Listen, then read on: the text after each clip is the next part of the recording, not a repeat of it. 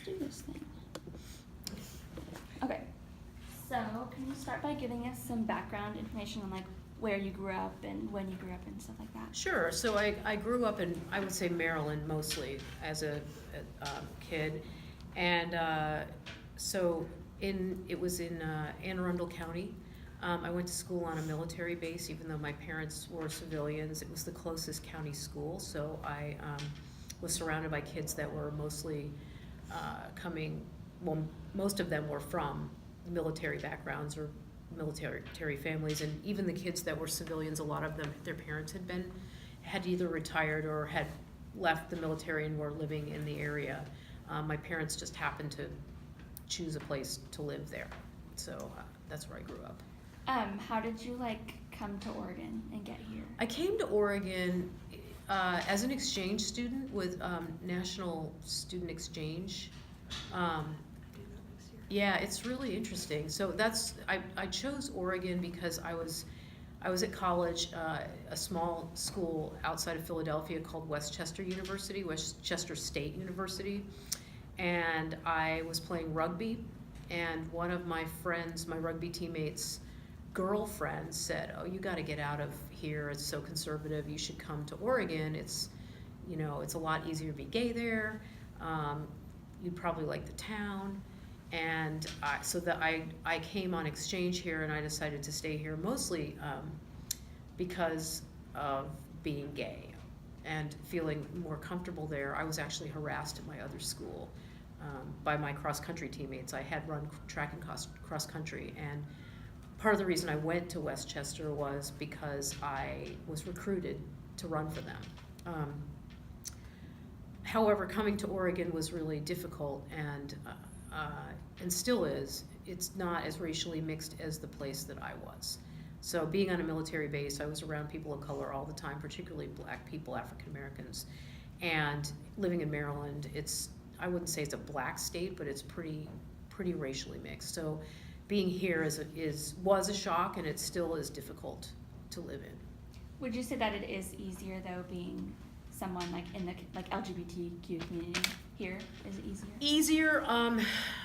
When I came here, it was easier. It definitely, there's a difference sort of in culture. I don't know if it still is the case, but there was a difference in culture then between sort of being queer here versus being queer there. Being queer there was more sort of allied with human rights, corporate sorts of movements, but that's not necessarily the case. That was how I perceived it. However, a lot of activism came out of New York City and other areas on the East Coast. So it felt easier to me, but probably it just felt easier to me because I wasn't in Philadelphia. I was in Westchester, which was a small town outside of Philadelphia, and I didn't often get into Philly. When I did get into Philly, I felt really at home there. But it didn't even occur to me to transfer then because I didn't know anybody at a school. You know, when you're 21, I wasn't even 21, I was 19, 18 years old. I didn't know anybody who went to school at Temple University or some of the other schools, University of Pennsylvania, or some of the other schools that were, small schools even, that were in Philly. So when I met somebody who was really, really out and was saying, well, why don't you come to Oregon, to Eugene, I was like, okay, well, that's my ticket, because I didn't know any other gay people, really. So I was pretty isolated. It was a very isolating experience. I was 1985, 84 when I came out. So it was something to be ashamed of. You are not going to be walking around holding your girlfriend's hand or even being out in any way there. It was easier here. Not easy, but easier. So what made you start like wanting to get involved in activism, and what like were some of your more like, I guess, passionate topics? Yeah, so I mean, when I first was, I sort of my first entree, of course, into activism was, one of the reasons I was picked on at my old school was that I wrote an editorial, or not an editorial, a letter to the editor back then there was a thing called Gay Day, and of course ingeniously the student union there, which I was not a part of at all, had I wear jeans if you're Gay Day, or to show support for gay students. And of course, everybody was wearing jeans, so you could see how people went out of their way to wear anything but jeans on that day if they knew about that particular thing. And the whole point of it, right, was to say, look, we don't look any different from anybody else walking around campus. But it was really, people were making jokes. You would see people saying things in the quad and all that kind of stuff. And I wrote a letter to the editor about it and said, this is bullshit, basically. What's your problem, kind of thing. And so for me that was a difficult thing, because then my teammates in cross country and track, we were really a pretty close-knit team, started harassing me. And I had all kinds of stuff happen. They screwed around with my food in the cafeteria while I was away from my tray. I went to get something and came back and was drinking milk, and it was filled, literally just saturated with salt. They called me names when I walked across the quad. They pennied me into my dorm room. They put, they did stuff. They did awful stuff. And so, that was my experience. And that sort of launched me into wanting to leave. Here at it's a bigger campus, so I left and went to a much larger campus where I met students who were active in all kinds of things. And I wasn't so active as a gay student anymore. Then I really got to focus on what was more important to me at that point, which was racial inequality and class inequality. And that's still, actually, I shouldn't say at that point, it still is a really driving force for me. Being gay is important, but it's secondary to my concern about particularly class oppression, and at that time also, and still, racial oppression in this country and outside of it. So I got involved in, a lot of my friends were involved in, at that point there were wars going on in Central America sponsored by the United States. We overthrew some governments, or helped to overthrow governments. I participated in protests and marches, and at the same time there was a long legacy, not starting back in the 1950s, of students and community activists fighting to overturn the apartheid government in South Africa. And so here at the university there was a very strong movement led by students from South Africa, actually. And so that was my jump into actual activism, and not just a letter to the editor. Then I was getting arrested and participating in marches. What are some other would it be protests that you've been involved in, in Oregon, and I think I saw Seattle? Yeah, so I was involved in the World Trade Organization blockade. So I participated in a blockade that basically caused those talks to collapse. So in that case, I actually was part of a human blockade. So we surrounded the entire Seattle Convention Center with human bodies locked together, and the delegates for the talks couldn't get in. So that and then there were, of course, numerous marches during that weekend, and talks and so forth. So I was involved in a blockade, and also marches. So the steel workers, unions were marching and that kind of thing. But the most direct action I took was actually being locked down across the street so that no one could get into the convention center. That's one. I also participated in a march for strawberry workers in Watsonville, California, to protest the working conditions of farm laborers in 1998, 97. I participated in the second March on Washington for gay and lesbian rights in 1987. 97 was the Watsonville March. I participated in a blockade of the Federal Drug Administration in 1988 for the early release of drugs for AIDS. So that was another shutdown. We shut down the FDA by blockading the building. Locally, I've worked on issues with PECUN, which is the farm workers union here, or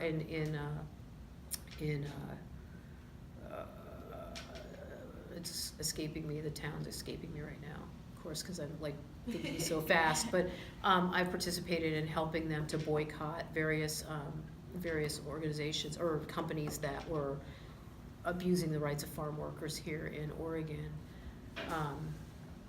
So there's just a few things I've worked on.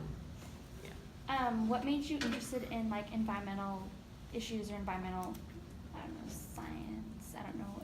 Well, yeah. So I mean, you know, I'm an environmental sociology graduate student. So my focus, right, is the environment and the social processes that change or affect the environment, and all of the things that I've mentioned, even including the FDA shutdown, have to do with the environment, right? I mean, I think of the body, the human body, as a part of the environment. We are a part of the environment. We are animals.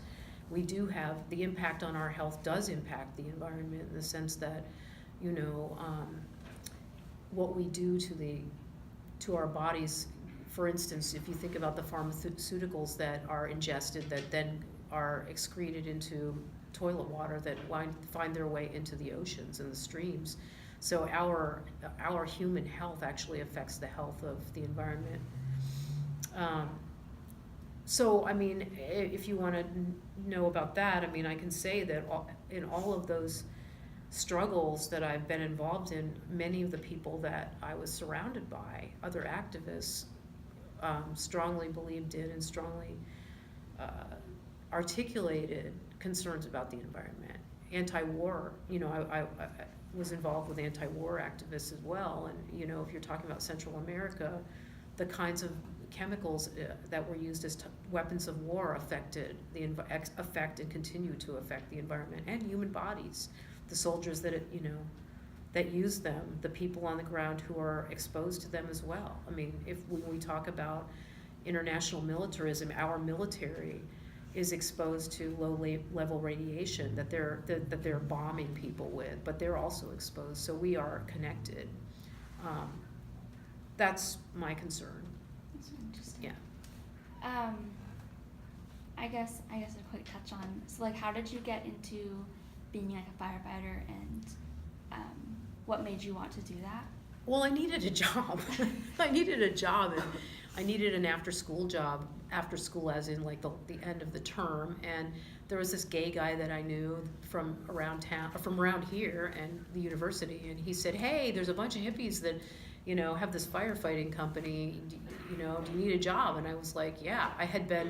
I canvassed the year before. I canvassed for Osberg, which is the environmental organization, and I wasn't that crazy about it. You know, going to people's doors and asking for money was kind of hard. I did believe in the work, but it was difficult, and actually the structure of Osberg, the way that they treated their workers wasn't very good, actually, and I didn't like it.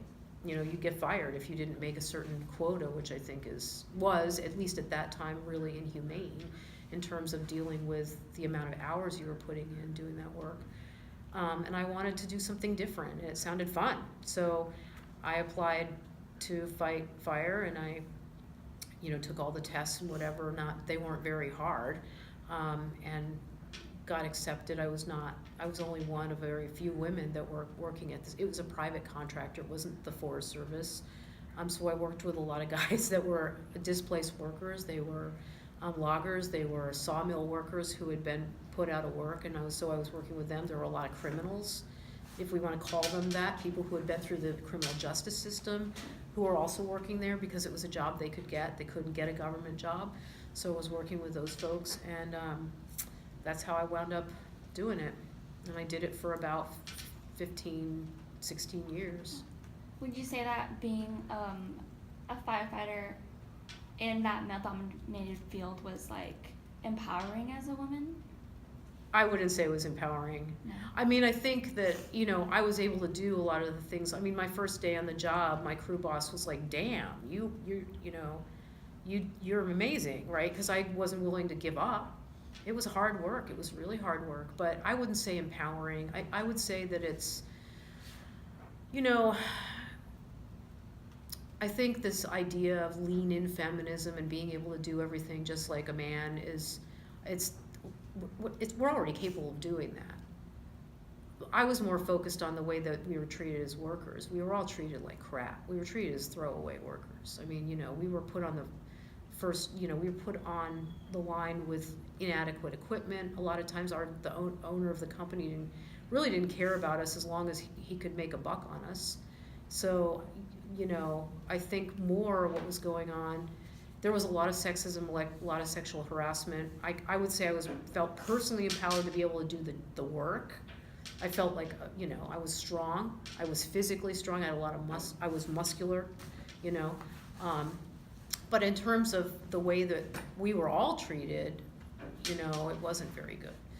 So I definitely think in a certain sense I was a trailblazer, if you want to call it that, and more women are fighting fire now. I've actually, one of my last years fighting fire, I was working for, I think there was a female incident commander, which is the person who's in charge of the entire fire. That's pretty amazing. So that's really cool. But the way that we fight fire, not so hot, not so great. I mean, it's a military style organization, and the way that we fight fire is the way we treat the environment, again, is in a way that doesn't really work with nature. So, I've thought a lot about that stuff over the years. So empowerment, I don't think so much about. I mean, I definitely felt like personally I was empowered, but we were all treated badly in different ways. I was sexually harassed. Other folks were treated differently, men. So I'm not going to say that it wasn't offensive and wrong how I was treated, but I think that these were people that had gone through the criminal justice system just for being poor, or had been thrown out of work because of the shutdown of logging and the way that was dealt with. So it was a complicated issue. Mm-hmm. I don't know if I already asked this, but what do you hope to see change in terms of, I guess, any type of activism, or more specifically environmental? Yeah, well, I mean, I think I'm really hopeful about, some of the things that are going on. We've had people as older than me who are valve turners who have been shutting down pipelines and risking prison. I mean, I highly recommend you look up the valve turners, and I'm hoping to maybe show a brief clip in one of my discussion sections of the people that are, your grandparents' age, that are going and they're literally breaking the chains, holding the pipeline, the valves on the pipeline, and shutting them down and shutting the flow of oil. There's Black Lives Matter, who's been linking, they've been linking issues of the environment to race, racial oppression in a way that is just novel and really just amazing. There are anti-prison folks who are talking about, abolishing prisons and talking about the prison environment and how the prison environment is inhumane. And some of those folks who have become prison abolitionists started by fighting against incinerators in their communities, like in Los Angeles, the Mothers of East Los Angeles, who started by fighting against incinerators and then shifted over into prison abolition and fighting against private prisons. There are folks who are, fighting to end factory farming and testing on animals, which, is inhumane. So I have a lot, and then there are climate activists in general who are, some of them are walking among you. One of the most famous students is right here on this campus, who helped to bring the U.S. government into court for ignoring and sort of, dereliction of duty in protecting future citizens, you all, from inheriting a warming planet. So all those coming together collectively, I think, are going to have a huge impact. So I'm very hopeful, and I don't think it's one particular movement, but it has to be a collected, concerted effort with those folks talking across, boundaries, which is happening. It's happening. You're seeing veterans, anti-military folks, Veterans for Peace, visiting, the Standing Rock Sioux and asking forgiveness on the part of the military for genocide. I mean, that's huge. So I have hope. Last question. What does social change and social activism like mean to you? Well, I would say that ultimately the overthrow of this economy, the capitalist economy, and not just capitalism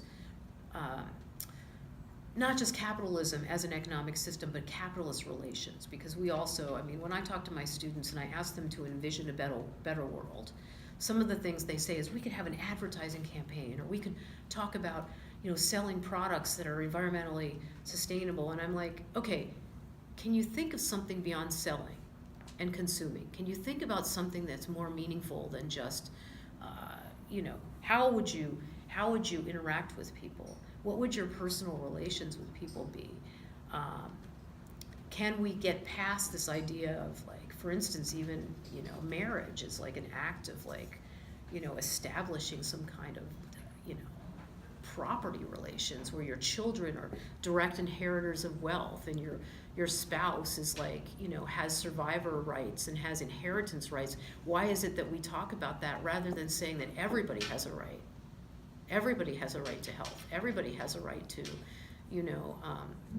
their relations, however they look, right? Everybody has a right to determine their labor and their creative labor. So I would say, ultimately the sort of the pie in the sky idea is to change that system, to a much more, sustainable system, both for humans and for non-human nature. So that's what I would say about that. And I've mentioned all of the movements that I've mentioned, I think, are ultimately moving toward that, even though they might not agree on every single part of that platform. Do you have anything else you'd like to say? I hope this is helpful for you. I hope it, is something that your classmates or your professor will find interesting. Yeah. You don't hear this very much at the university even. I mean, we talk a lot of liberalism, but we don't talk about actually overturning the system, right? Actually overturning it. And for you all, I mean, your peers are coming out of here with a huge amount of debt, a warming planet, Sounds great. yeah, dire circumstances, but I also have a lot of faith in all of us to be able to solve these problems. Yeah. So that's why I asked if we could interview you, because I feel like you have like such a positive like outlook on everything. And so, oh, well, that's good. Yeah. Not like, always. but in like for the most part, I mean, like you've always like taught us to like look past like the front, and Yeah. and that's always just been really nice, and that's why I was like, well, Sue would be a great person to interview for something like this. So. Mm-hmm. Yeah, our GE was like, this is gonna be a great story, and I like told her. Yeah. Kind of Is it Kristen? Who's the G? What's your G? Yeah, I don't know her. Honestly, I have no idea what her name. Well, because she probably, if she doesn't hold discussion section, right? She doesn't. No, hold we dis- don't. So. She's a grader or something. Yeah. Yeah. But she was pretty excited about it. Yeah. Yeah, well, the great Italian Marxist, Gramsci, Antonio Gramsci, he was thrown in prison. He was thrown in prison for his activities as a communist, and one of his motto, basically, or one of the things he wrote in his notebooks, he had his notebooks smuggled out of prison. One of the things that's often attributed, a quote to him, is, pessimism, that he had pessimism of the intellect. So knowing intellectually that we have a lot of problems to solve, but optimism of the will, right? Yeah. Knowing we can do it, we can change, so. Yeah. Anyway. Thank you. Yeah, thank Yeah. you so much.